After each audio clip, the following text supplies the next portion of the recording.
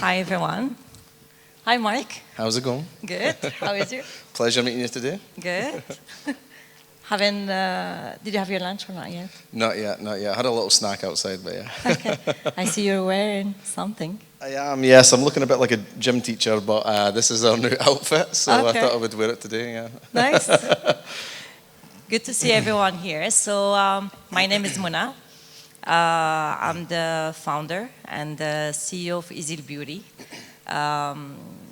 Izil is a Moroccan-inspired natural beauty brand, organic.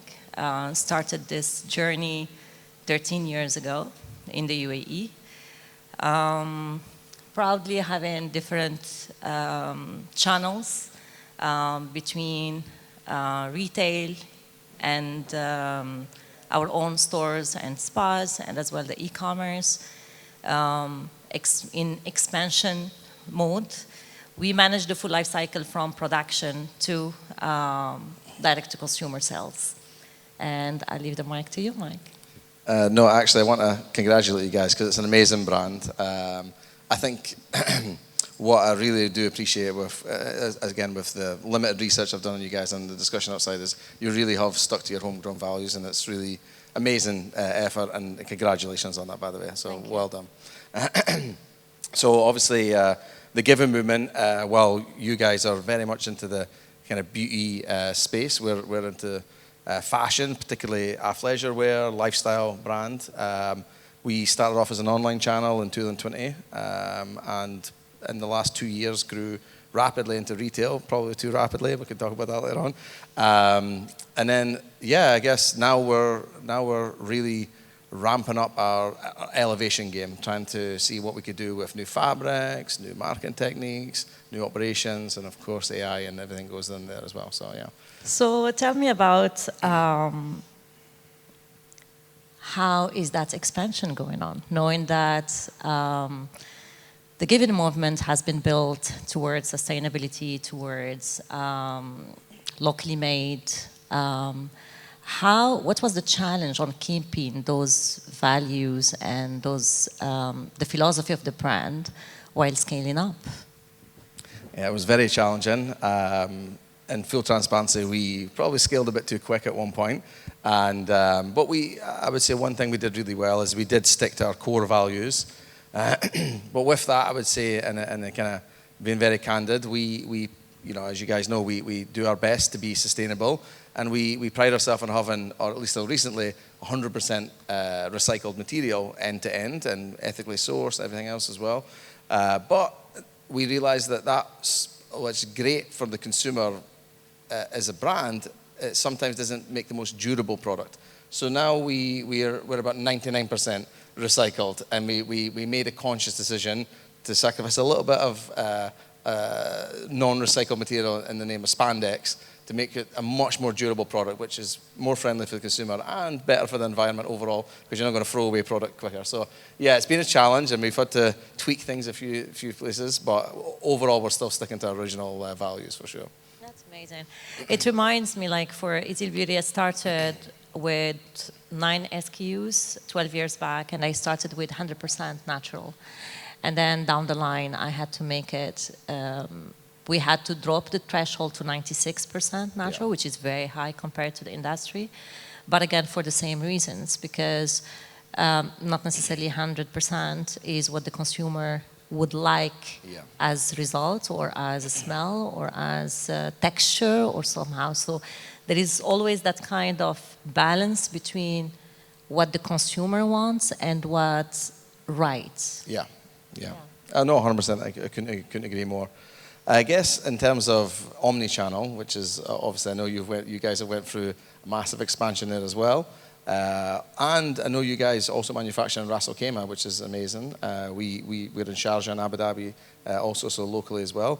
But you guys, obviously, it was a big challenge moving from online, expanded into big places, big malls like Dubai Mall and other places as well, and opening spas. What would you say your biggest challenges in terms of resources, planning, potentially mistakes are around that expansion? Okay. So Already there was at the beginning the challenge between manufacturing and retailing. Usually in the best case practices, they will tell you if you want to build a brand, not necessarily outsource the supply chain. Don't get into supply chain. Don't try to control the full cycle because otherwise you're going to fail into it. I agree and I disagree. Because it depends on what's the role of the supply chain. For us, the supply chain and controlling the manufacturing and doing our own development, it was actually the core of our business, which is the product. Yeah. So, and starting small, because we started very small, if we don't have that kind of control, operational control, we had to spend much more. Because any third-party producers or manufacturers would require certain MOQs. They would be, then you're basically controlled by the number of SKUs you can have, products that you can have, because you have to let off and say, okay, I have to order, let's say, 3,000 pieces per product. Yeah. So I cannot have 5 products with a total of 3,000 pieces. So the manufacturing for us at that time and the decision to go into manufacturing, because we didn't start with that. We started with third-party manufacturing. Okay. Yeah. And 6 years down the line, this is when we decided it was time for us to have our own manufacturing unit.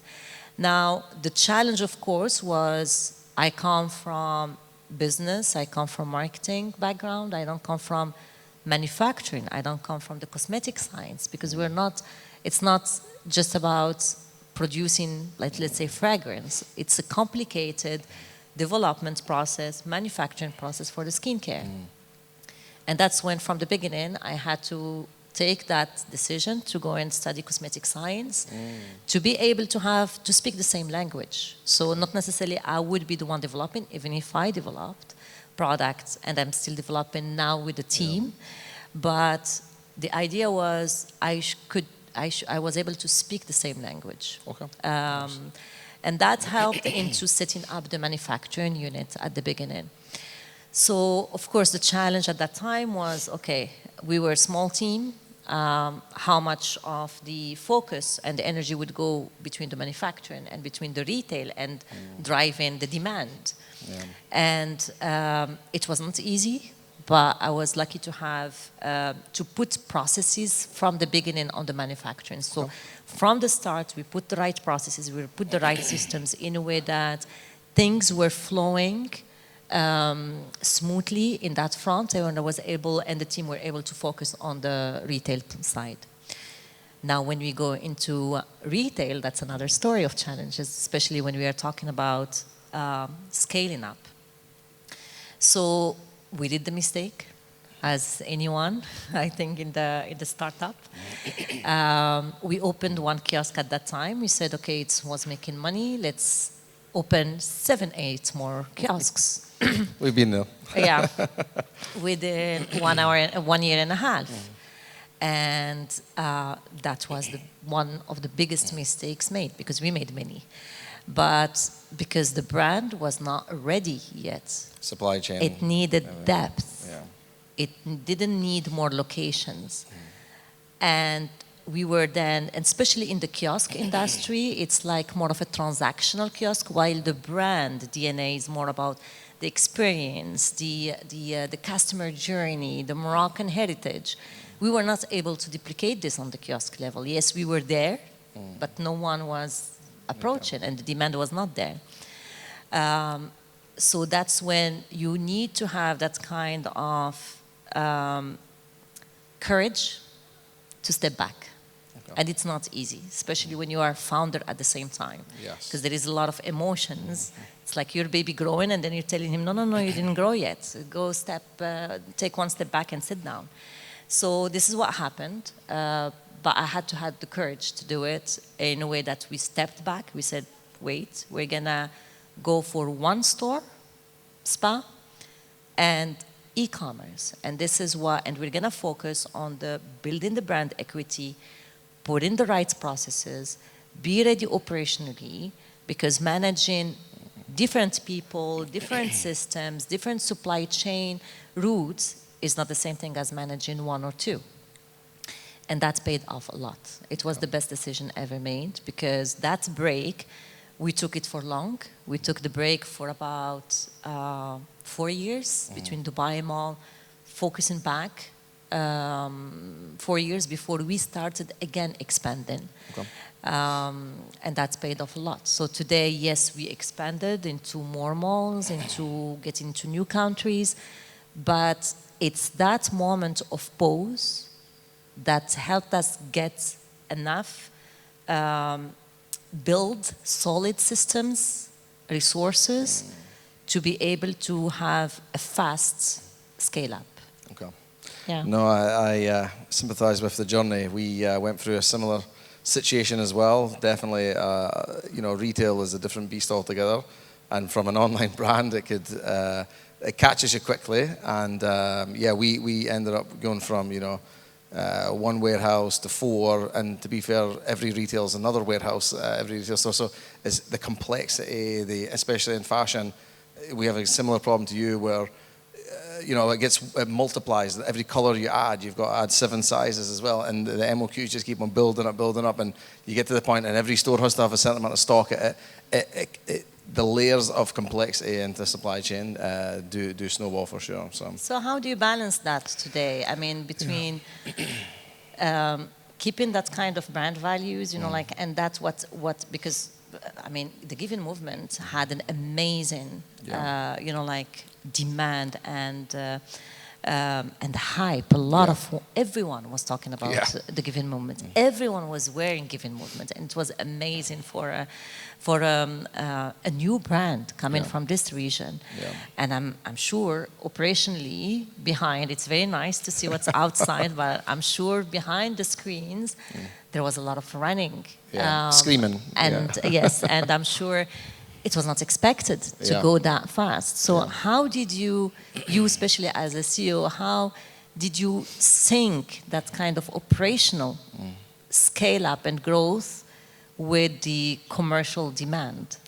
So first off, I went very grey. But we similar journey to you, I would say. Like, a lot resonated with your story as well. We had that massive hype. We made a lot of mistakes.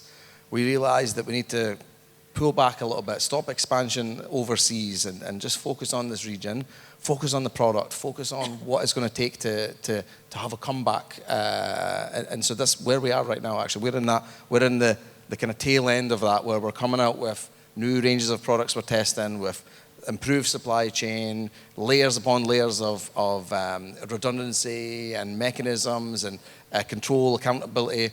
And this has helped us to have a smooth operation now, but we don't want to.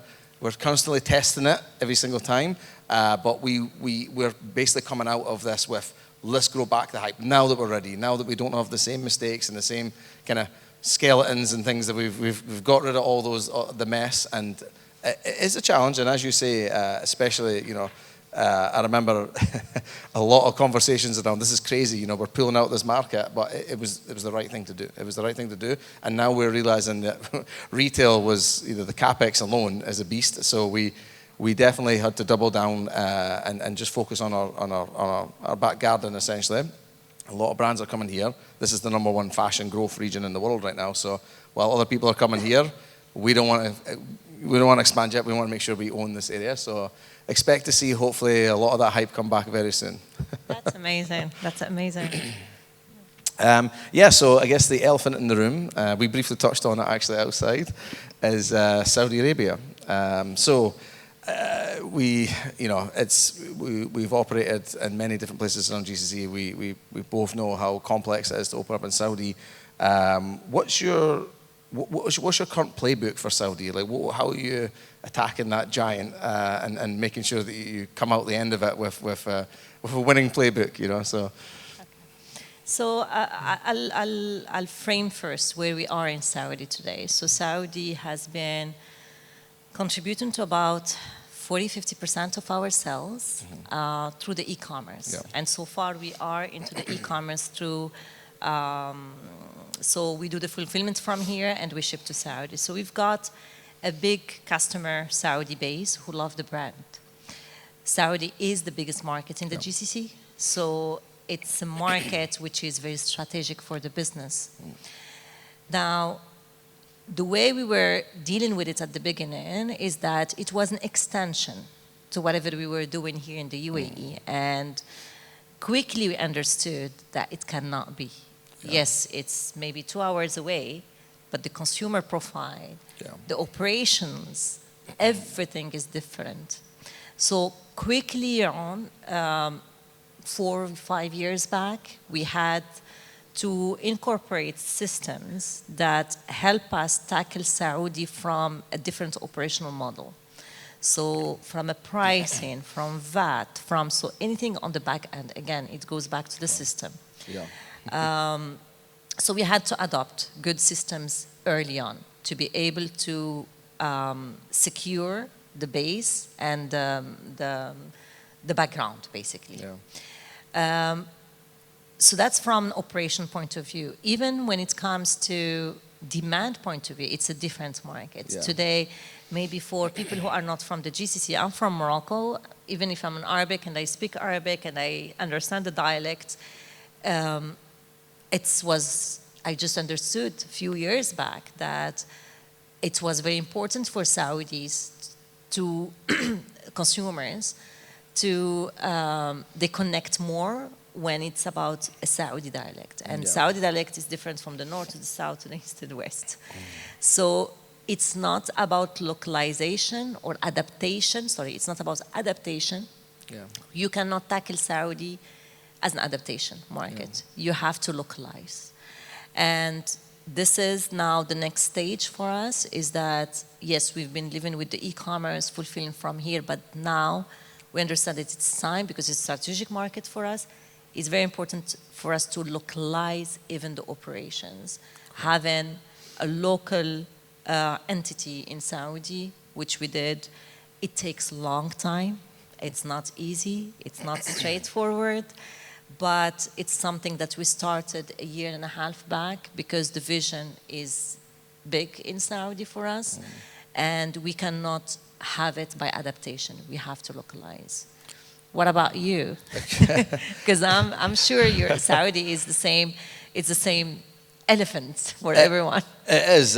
And, you know, again, we went through a very similar journey where Saudi was our biggest pot for online. Obviously, now that we have retail, it's different now. Retail is huge in the UAE for us. But we didn't catch up with Saudi quick enough. We had a huge product market fit, and we thought we could run it from here. And we realized that that's not possible. After a few years of banging our head against the wall, we need a local entity, which we've also done. We need a local team. We need local strategy. We need to do it the way Saudis want. And we don't want to fake that we are, like, you know, somehow reinvented as a Saudi brand, but we want to put a touch of Saudi on everything that we do, and have different content, different shoots, different influencers, work with artists to come up with designs that are appropriate for a Saudi audience, and work with you know, Saudi people of influence that could help us to open doors and things. Before, we were really just thinking UAE brands will just, you know, walk in there and just, but it's not the case. You need to commit, and we both know it takes years to actually get it over the line. But if you're serious about Saudi, that's what it takes. Yeah, I think the time's up, so we would have loved to speak more and more. But I mean, I could see that, it's time for us to wrap up. Thank you so much. I hope that you found it somehow insightful and useful. Yeah. Thank you. Thank you. Thank you very much. It was a pleasure. Thank you. It was a pleasure. Thank you, everybody.